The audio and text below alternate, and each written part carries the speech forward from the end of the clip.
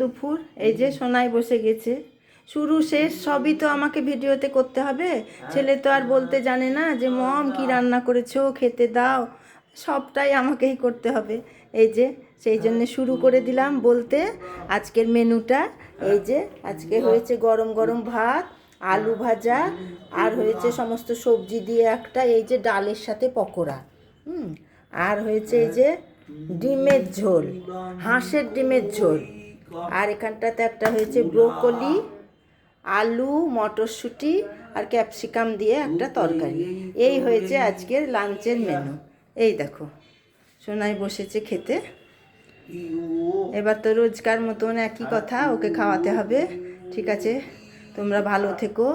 Tata, এখানেই শেষ করলাম। আবার একটা অন্য ব্লগ নিয়ে চলে আসবো। সোনাই টাটা করে দাও বাবু, টাটা করে দাও। কিছুই পারো না তুমি, কি করব বলো?